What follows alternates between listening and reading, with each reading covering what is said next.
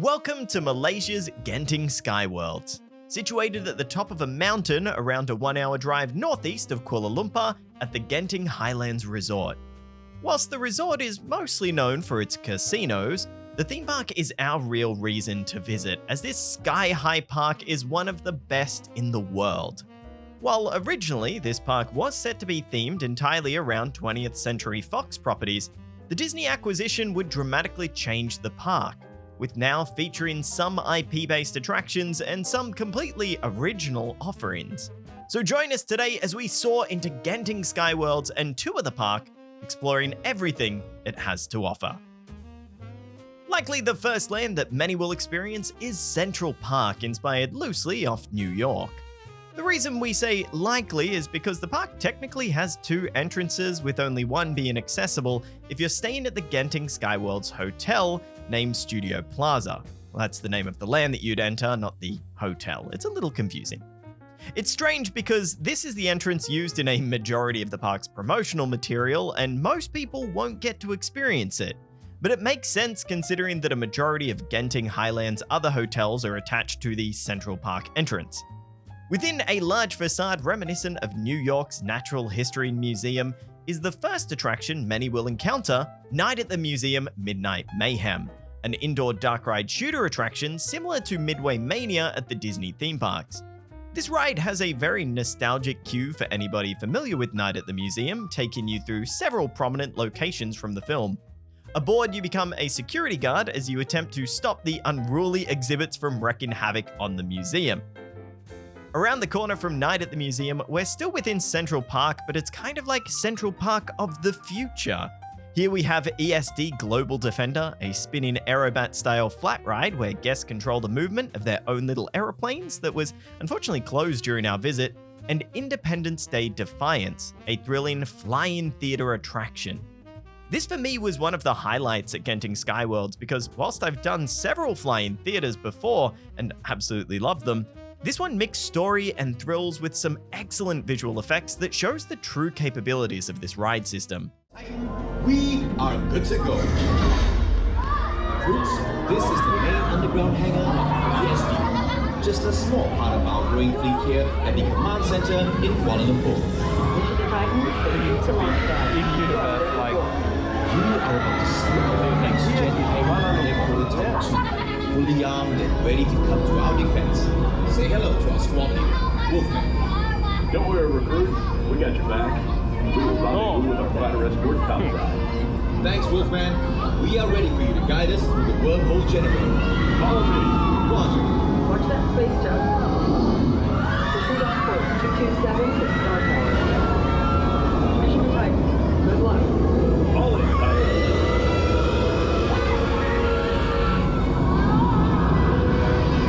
What a view! Recruits, have you ever seen Kuala Lumpur like this before?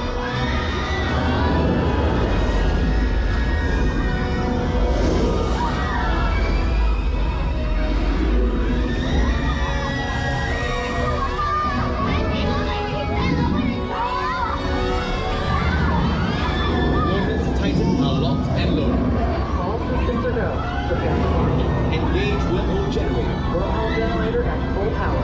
Okay, prepare for jump to hyperspeed. Elsewhere throughout the land are several different show and entertainment venues, such as Madison Square and Central Park Gardens. Genting SkyWorlds regularly changes up their offerings with new shows and external entertainment, so be sure to check out what's on offer at the time of your visit. Branching off from Central Park is Liberty Lane. Continuing with the American theme, you now step foot into the streets of San Francisco, home to the only attraction found here, but it is a must-do, Invasion of the Planet of the Apes. Set just after the events of the rebooted films, which I have not watched, so I didn't really know what was happening. On board this trackless dark ride, you must warn Caesar and the other apes about an attack from a new, harmful group of humans. Your dangerous journey will take you through the streets of San Francisco and into the forest home of the apes, combining special effects, a highly advanced ride vehicle, and 3D footage into an immersive overall experience. Want it raised to the ground. Weapons up. Now surround this building and get those damn dirty things.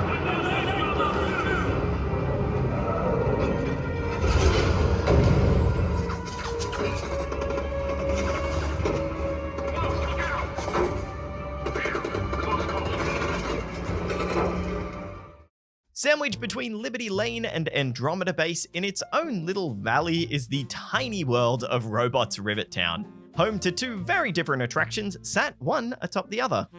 Down the bottom, we have Rivet Town Roller, a thrilling spinning flat ride where guests control the vertical rotation of their vehicle, which essentially becomes a fight of who can make the other person more miserable. And Big World Zeppelins, a mild spinner flat ride where you get some great views of Genting SkyWorlds and our great savior, Big World. Honestly, there isn't much more to Robots Rivet Town. It's an incredible use of space with a blink and you'll miss it layout. Like any good theme park, Genting SkyWorlds has a sci-fi tomorrow-themed area called Andromeda Base, which surprisingly used to be based off Alien vs. Predator when this was going to be the 20th century Fox world, but they didn't get to keep that licensing from Disney. This land is designed to train and put your survival skills to the test, as you never know when the galaxy will need you. Entering this land from Liberty Lane, you are immediately greeted by the towering Terraform Tower Challenge. What looks like a relatively normal S&S shock tower has some hidden secrets inside that make it one of the most unique flat rides we've ever ridden. Highly recommend giving this one a go. It also gives you some fantastic views of the park, as well as some of the best thrills found in this area.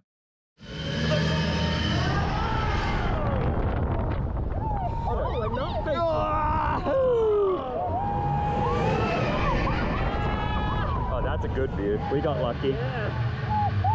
That's cool. Imagine if that had the alien like it was meant to.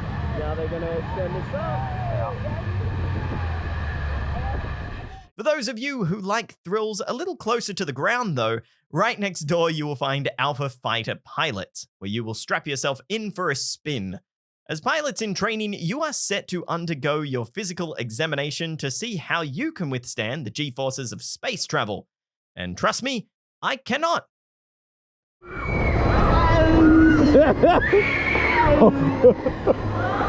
It's the weirdest feeling. It doesn't feel good. It doesn't feel terrible. I'm loving the up dog clacking every time we go upside down. The final attraction in the land is one of the most unique in the entire park, boot camp training. Here you put your strength and resilience to the test on an entire high ropes course, complete with rock climbing walls, thrilling challenges, and an incredibly fun zipline coaster finale. Now this does require pre-booking free of charge, so make sure you reserve your time slot on the app, as you and your family don't want to miss out on this one. And speaking of the app, you can use it once you enter Genting SkyWorlds to claim up to 3 virtual queues for multiple attractions around the park. And once you have used one, you can also snag another one straight away, similar to the old FastPass system at Disney. Use this system to make the most out of your day. It will save you a ton of time. At the peak of the park is the world of Ice Age.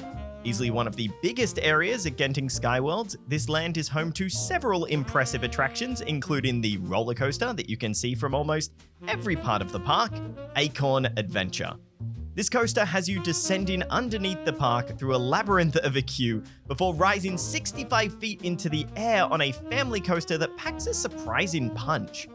Aside from the exciting twists and turns, it also has some excellent themed elements throughout the ride and inside the queue. For us, this is one of Genting SkyWorld's don't miss attractions.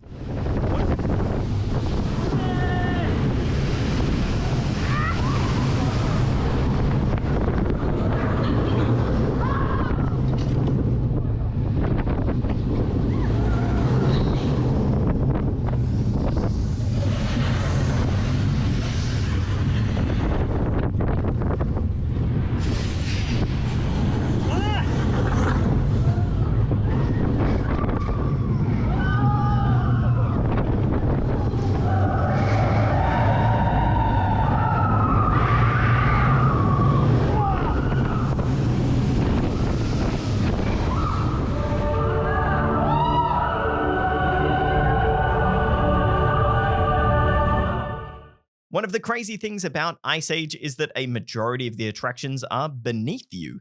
Considering that space is a luxury on top of a mountain, a lot of the park is built on top of each other. A good example of this is the next attraction, Ice Age Expedition Thin Ice, an indoor trackless dark ride where you join the Ice Age gang to find and save the lost campers of Campo de Cid. This is a great family-friendly experience with some wonderful animatronics and special effects. And considering that this is a slow-moving dark ride, it can be enjoyed by the entire family. My only issue with this ride was that some story elements left me pretty confused because I haven't seen an Ice Age film in a very long time. But for the most part, I'm sure everybody will still have a blast on this attraction. What activity does every kid love? Oh, I know. Is it a piñata? We had fun, didn't we?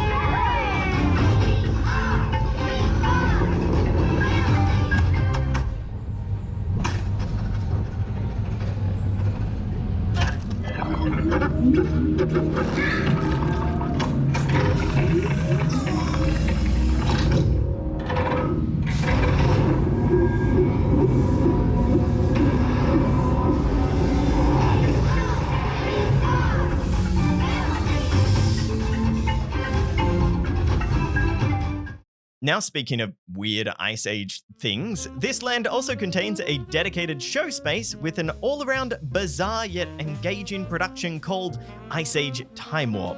Despite being entirely in English, like a majority of the attractions here, my takeaway was that you're teleported from the present into the past by a time machine, and the gang encounter early sloths that praise Sid like a god?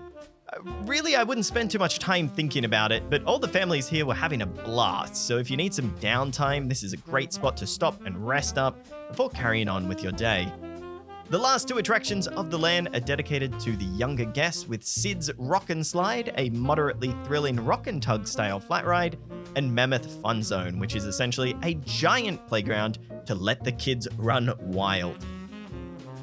Continuing past the icy mountains, you next step into the epic land of Epic.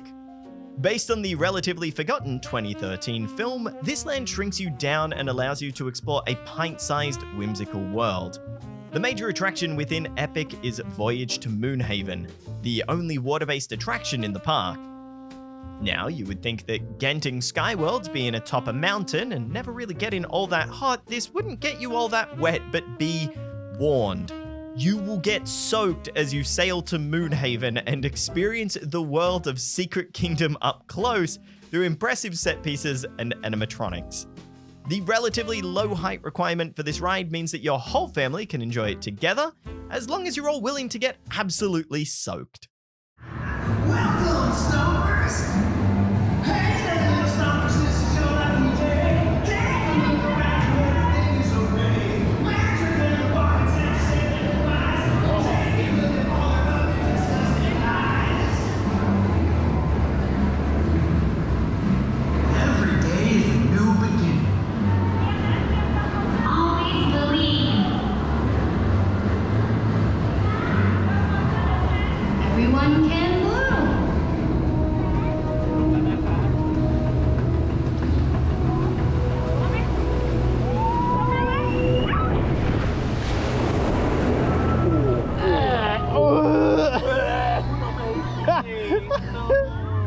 How much water is in my corner?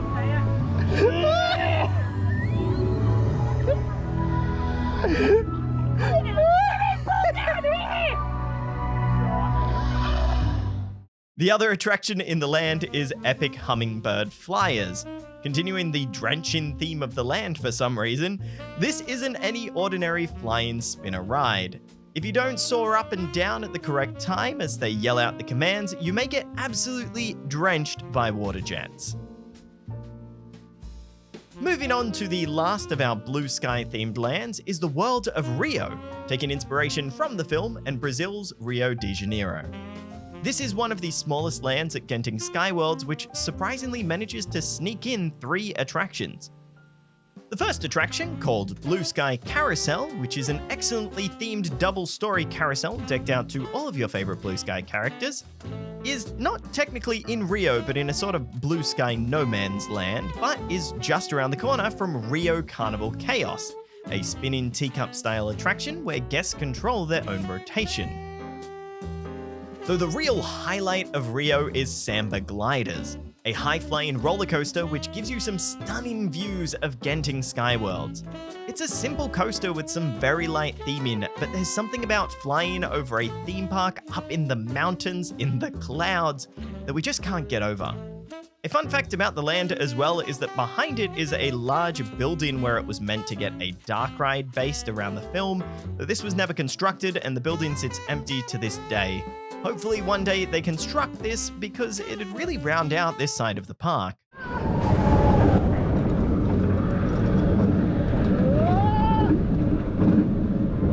There's a monkey.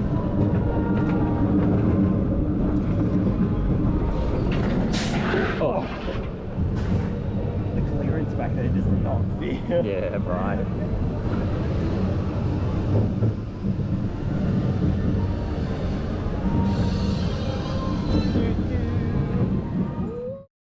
There is one other major land in the park that is a bit of an elephant in the room currently. You'll walk through Eagle Mountain multiple times throughout your day, but never be able to get onto the major attraction in the land as it has not yet opened. Mad Ramp Peak would have been a racing motorbike coaster and a first of its kind in the world, but due to issues with the manufacturer, this attraction may never open. The land is themed to a California desert and motorcycle racing culture, but its large and impressive rockwork is a constant reminder of what could and should have been. But that is it for Genting SkyWorlds. It's an all-round fantastic theme park that I wish was a little more accessible to get to. If you want to experience this park, then I'd say do it. Malaysia is pretty cheap to travel to and get around, but you do need to carefully plan before you arrive because Genting Highlands is a long way away from Kuala Lumpur. The future of the park is pretty interesting as well, considering we still don't know whether a lot of their Phase 2 attractions, which were announced or planned, will actually be built. And there also appears to be no plans on the horizon for future additions beyond that. But what are your thoughts of Genting SkyWorlds? If you haven't visited, do you want to? And if you did, what did you think? Let us know in the comments below. By the way, if you're enjoying this tour, consider liking and leaving a comment. It actually does a lot for our videos and we really appreciate it. Plus, if you really want to appreciate what we do, consider becoming a Patreon over at patreon.com/ReviewTyme. For ReviewTyme, I'm Dom. Thanks for watching.